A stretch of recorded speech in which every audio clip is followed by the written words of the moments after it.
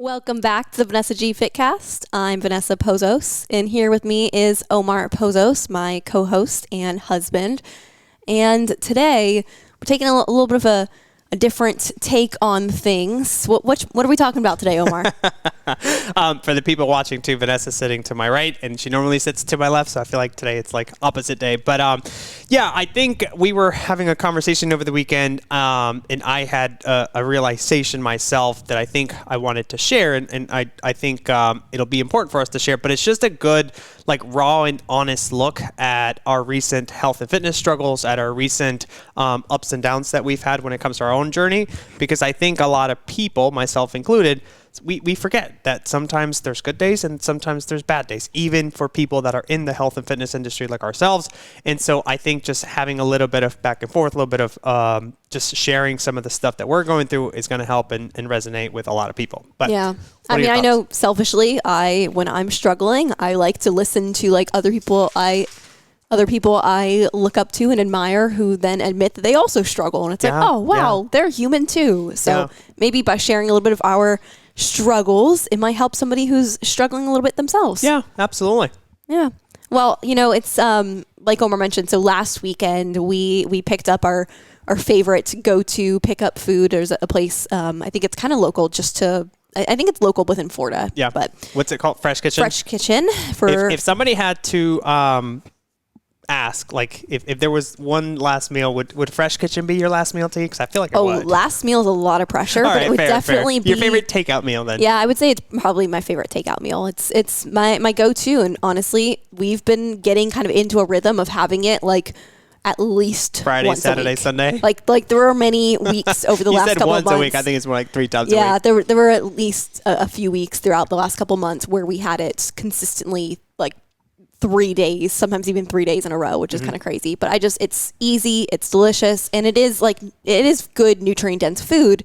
But that right there, I think, is where we can kind of like start to lie to ourselves. And I know other people can do this too, where you're like, well, it's healthy food, it's nutrient dense food, it's, this stuff is good for me. Like, I'm getting a lot of good ingredients within this. Like it's fine. Like, it's okay to continue to have a lot of this and to not like track it, to not really think too much about it, and just kind of like allow ourselves to relax. And especially, the last few months, we had some personal struggles, some different things that were adding a good bit of just mental stress, a little bit of emotional stress.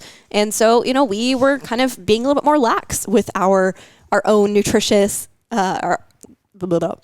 were being a little bit more lax with our own nutrition, our own habits, and different things that we have in place. And so last weekend, we kind of finally had this realization of like, you know what? Personally, I've been seeing the scale going up a little bit. I've been noticing myself feeling a little bit more just like inflamed, feeling just like heavier, just not feeling as confident, wanting to like put on a bathing suit. And I know you share a little bit from your own perspective, but I know you've had some different kind of similar things with yourself and your own journey. And so we both kind of around the same time were like, we've got to dial things in a little bit here. Yeah. And the first thing I think we thought about was, all right, we've been, at least for myself, I have not really been tracking my food on weekends. And like I said, we've been picking up food a lot on weekends. So both not tracking it and picking it up, kind of a dangerous combination, because now I don't even actually really know how much calories I'm really consuming. And so we sat down.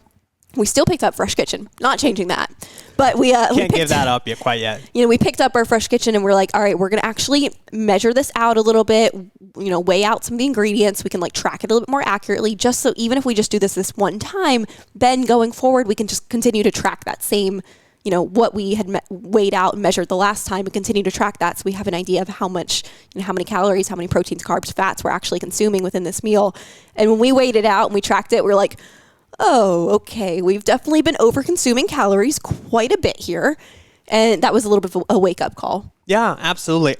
So for my own, and I'll kind of dive into my own journey and story, but, you kind of shared a little bit of already, Vanessa, but yeah, last, November, December, holidays were big. We were traveling. January or February, we went skiing. Like, there was a lot of stuff going on. On top of that, we had some tough times personally and stuff, and we were just under a lot of stress. Combine that with the traveling and all that stuff. So I did what I thought at the time was my best. And if we're being honest, I was very lax, like you were saying yourself. And so, I think the biggest realization and what I want to share with our listeners is, it's not one thing. It's not like one weekend that you're like, oh my gosh, I went out and I ate like an a-hole or whatever, or I just went all in, and that's what caused me to now be in this situation where I'm not feeling comfortable, where like for me specifically, like, some of the shorts that I was fitting into that were more like the medium size, they fit, but they're pretty snug. And just same thing, like some of the pants, the clothes that I was wearing, they don't fit as I liked them to, right? And so what's funny is back in January, I was working with a coach, a good friend of ours, and, we were both pretty lax, and I was like, yeah, I've got a lot going on. He's like, yeah, no big deal. Just do what you can. Now, the biggest realization I've had over the past weekend, I was like, something's not working. I was like, I still feel uncomfortable. I still feel, pretty self-conscious when it comes to some of these clothes. Now, granted, we do wear a lot of just athleisure wear, which I think helps a ton. But when I went to, like put on stuff for like Mother's Day and stuff like that, that's where I was like, oh, like I don't love how I how I feel in my clothes. It stings even more when you hardly ever actually wear real clothes, and then when you go to put on the real clothes, and you're like, oh, this does not fit how it fit the last time. I know. And for me, like I don't know, like my biggest self-conscious part is like my stomach, like the man boobs, and typical guy stuff. And I'm starting to see that again. And so I had to sit down with my coach, and the one thing that really kind of hit me, and I was like, oh, it kind of punched me in the gut, was he's like, we have to be honest, right? He's like, are you like all in on this, or are you like kind of just interested in doing something like this, right? And I was like, well, what do you mean? He was like, if we're being honest, the last 3 months, he's like, we've kind of just been dabbling in trying to be healthy, and Monday through Friday, everything's fine. Saturday, Sunday, you guys have fresh kitchen. He's like, and no big deal. He's like, but if that's what you want to do, then these are the outcomes, these are the consequences. And as long as you're comfortable and you feel good, then that's fine. He goes, if you're not comfortable, he goes, we have to draw a line in the sand, and we have to kind of go all in on the program and just prioritize things. And he goes, it is going to be a little uncomfortable. There are things that, we need to limit some sugars. We need to limit some stuff here and there, because we can't have it both ways. And so to me, he was like, but he's like, if you have these goals of really leaning out, like, and feeling comfortable, regaining that self-confidence, feeling good in your clothes again, this is what it's going to take. And he goes, and it doesn't have to be super drastic. It doesn't have to be, something where you have to cut out sugars, cut out takeout and all that stuff. He goes, but we just have to be more aware and limit some of those things, right? For me, like when we were going to brunch, it was pancakes, it was cinnamon rolls, it was like everything. I wanted to have it all and then also feel really good and look hot AF, but it just doesn't work that way. So that was the realization for me. It was like, well, if I want to feel a certain way, what are the steps that are going to get me there? What do I need to do what kind of choices do I need to make when I go out to eat, when I, do my nutrition? Because, and then you can kind of work it back. He's like, and this is the one thing that's going to get me there, right? And it's just changing those habits little by little so that you can actually sustain it and start making progress towards the person that you want to become, towards the body that you ultimately want to have. But that was the biggest thing for me is, I'm like, if I don't feel good where I'm at, let's change it. I'm like, unless I have the power to control some of the things that go into my mouth, so let's freaking do it, And so that was a big wake up call for me. And to be totally honest, I think that was last week or the week before.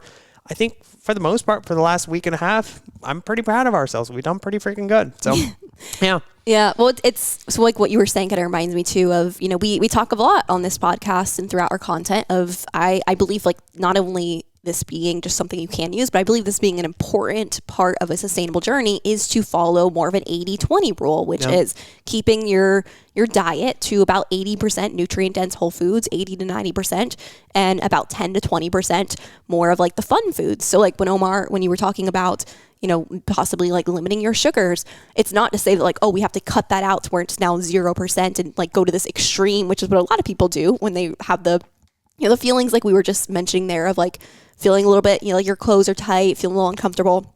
A lot of people jump to the extreme of like, I am cutting out all this, no more sugar, no more takeout, no more eating out. Like I am 100% in.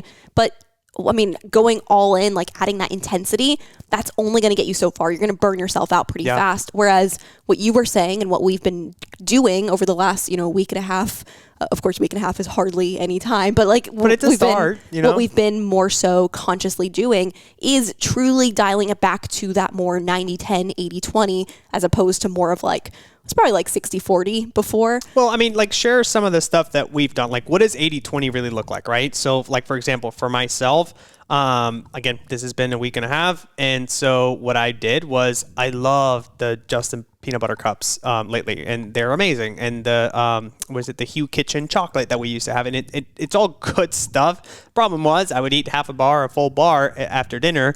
And you need it for like a snack with lunch. Sometimes I would eat, and then you'd have it after dinner as well. Yeah. And again, it's not anything that I'm like, oh, like it's the one thing, but it's the little stuff like that you don't even realize how they become part of like your day.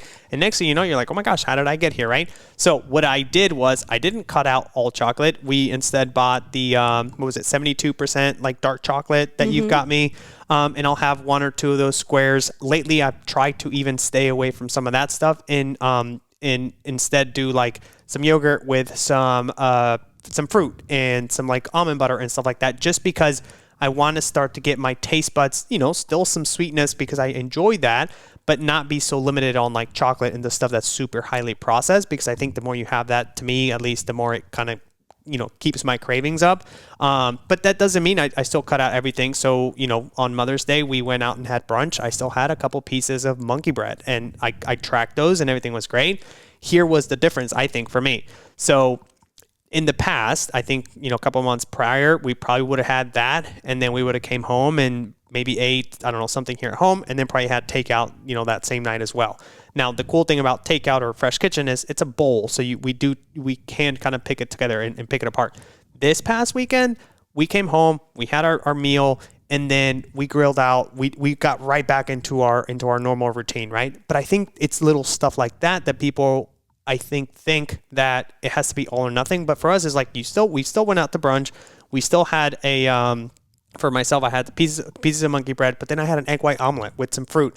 So again, I'm limiting, just if I'm going to make a decision to where I want that treat, then I'm going to limit on my lunch, on my breakfast options, and not go into the pancakes and, the burgers and stuff like that, because that's the thing. It's like, that's my 20%. The rest of the day was pretty on track. That's my 80%. And that's what keeps you those, again, sustainable results, to the point where like the next day we had, obviously grilled. So we had some options for the week, and we got right back on it. And I still got to enjoy brunch with family and enjoy myself along the way, Yeah, absolutely. I think it's just like aligning your expectations of results with the reality of like what you're kind of putting into things. And that was for me, I think the biggest thing was just like realizing that I don't have any, regrets, or like I'm not like mad at myself for this by any means, because I think there's a season for everything. And I think I was specifically in more of a season in my life where I was, felt good about giving myself permission to take a little bit of a step back from focusing so deeply on my health and fitness. And I was allowing myself to eat more intuitively for different periods of time. I was kind of like moving back and forth a little bit fluidly between. I like the moving. Yeah, a little bit more like fluidly moving between sometimes eating intuitively, sometimes tracking macros, and just like eating kind of like any foods I wanted that really just fit within my macro targets. And other times doing more of like a meal plan style, where sometimes what I'll do is with my macro targets, I'll design a meal plan off of those targets. And then I don't necessarily actually track each day. I just eat the foods that I know, essentially like I follow the meal plan that I created that I know adds up to those macros. And then it's like, I can kind of, just take some of the guesswork out of it. But with any of those three things, I wasn't really sticking to one consistently. So it was like I would kind of just do what felt good in the moment, which often was more of like more and more just eating intuitively, and more giving myself freedom to have, like I was saying, moving that 80-20 to more of like, for me, it was probably more like 70-30. My food quality is always there. I'm not so much, like I don't fall as much into the sweets. It's more of just like overall, I eat more than I probably should at that point in time, because I very much know what my maintenance looks like, and I know what it feels like to eat over maintenance. And I find myself still sometimes doing that because I like to eat. I always have been somebody who likes to eat a lot of food. And so, another realization I had was I have, historically always been somebody who is pretty on top of like not slipping in calories from things that are like not filling, I guess you could say. So like an example being coffees. I historically was always just like a very basic, like iced coffee with almond milk kind of person, not adding any other stuff into it. And you're more the opposite. Like you would ideally like your coffees to be as sweet as possible. And so you and I, as much milk as possible. Yeah. So you and I started to kind of meet in the middle to where we were like having like more of a, more fun coffees, different types of things, trying out different like syrups. Like we have so many cool coffee shops where we live. So we like kept trying different coffee shops and trying, their different like house-made syrups and different like specialty drinks. But like, it's totally normal, and for me it feels good to have these things in moderation here and there and have like intentionality behind that. But what started to happen for me was like would go from, oh, this is like a treat that I have when we're traveling, to, oh, this is a treat that I have on weekends, to this is a treat that I have as a reward every time I do a cold plunge, to like then suddenly I realize I'm like, man, I am picking up coffees that may, probably also are like not even just like a iced coffee with a splash of almond milk, but more of like a latte where it's a lot of almond milk, sometimes even oat milk, which is even more calorie dense. And then sometimes even adding additional like honeys or syrups, different things in it. I was doing that like 3-4 times a week. And again, I wasn't even really tracking it because I was either eating intuitively, and if I'm having these types of sweetened coffees on top of eating intuitively, the sweetened coffees there aren't going to be any more satisfying or filling. So it's not really going to change my hunger cues, and I'm probably still going to eat just as much as I would if I hadn't had the coffee.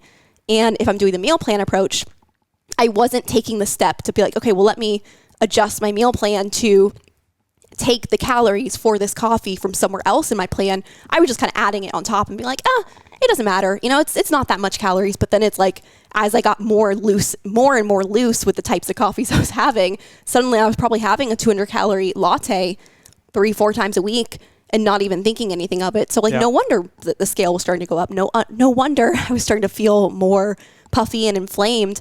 I just was simply in a place of over-consuming, and specifically over-consuming foods that lacked nutrient density. Yeah. And I think you kind of nailed it there, Vanessa. But for me specifically, it's, you have to just kind of be honest with yourself, right? If you're going to be lax and you're going to be like, oh, I'm not tracking this, I'm not tracking that, or, I'm going to eat this intuitively and I'm going to overeat, whatever, then again, just know that the steps you're making are not going to lead you to have probably the body that you ultimately feel the most confident in. On the flip side, if you want to, like you said, take a look at, how do I want to feel 3 months from now? How do I want to look? How do I want to, fit into my clothes? Then let's look at our daily actions. And like you said, doing it in a way that's sustainably, but just being honest and being like, okay, if I don't like the way I'm going to look in 90 days, what do I need to do today so that come 90 days, I can, feel the way that I want to? And you're right. It's the coffees. It's the just being honest with ourselves when it comes to these types of things. For me, like I know even on Saturday night when we were weighing our food, we get the spicy sriracha mayo thingy. You get that one. And it's a pretty good little cup. I mean, it's like a 2 tablespoon container. It's more than that. It's probably like 4 or 5 ounces. No, babe, that's a 2-ounce container. Okay. Well, anyways, so I weighed it, and what I was tracking before was probably like 100 calories, and it was like a quarter of it. I was putting the whole 2-ounce container on top of the white ginger one too. So you were doing two 2-ounce containers. Yeah, and I was like, holy crap, that's like 400 calories in just sauces alone, on top of like probably like a 600-700 calorie bowl.